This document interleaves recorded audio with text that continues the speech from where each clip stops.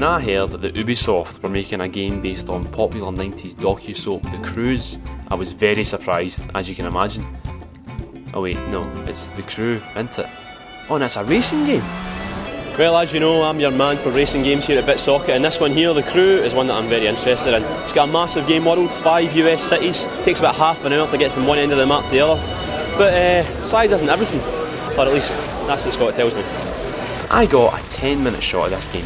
10 minutes in what's meant to be a massive world to race about in. Obviously, I didn't get to see much of that world, but my playtest did allow me to learn what the most important thing, the handling, was like, and it's not what I expected. Real cars, real roads and all that made me expect a sim, but The Crew is pretty arcadey, with twitchy steering and nitro boosting. That's not a bad thing though, I love arcade racing games. It just meant that when I took my first corner, I ended up skating off the road and spending ages trying to get back on, embarrassing myself in front of a room full of people. I got to play a wee bit of open world exploration, a race and a mission. The race was through this really nice looking canyon and I was doing well until one misjudged turn saw me go to the back of the pack like an idiot.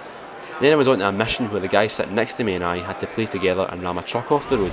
But you can be certain that it'll take a group effort to take that monster down. I'm just going to say they've got the feel of the cars right.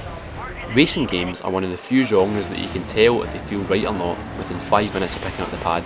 There's a great feeling of different road surfaces, and the two cars I drove were distinct with that lovely arcade oversteer that appeals to me so much. It won't appeal to the die-hard simulation fans though. They'll probably be better sticking with Gran Turismo and Forza.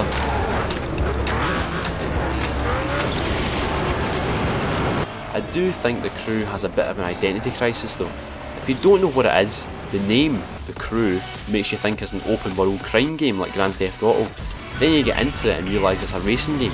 Then you get more into it and it turns out to be a crime/mission game with takedown missions. 28 en route. 43 responding. Control, I don't have visual on first, but geez, they're not hard to follow, leaving a mess of damage behind them. I get the feeling that if the game was handled by someone like Criterion, the Burnout team, then it would wear its colours on its sleeve and have a bit more soul to it. What I played was great fun though. Bombing down a beachfront with nitro blasting out, skidding through a desert, all of that was pretty cool, and it's always nice to see a new arcade racer, something that's sadly becoming a dying breed. It looks like it might not be Burnout Paradise, but it certainly impressed me a lot more than Ridge Racer Unbounded.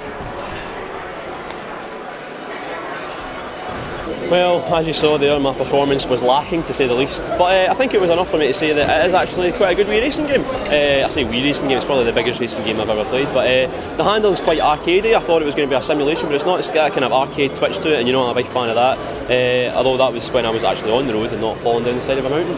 But no, one to watch out for.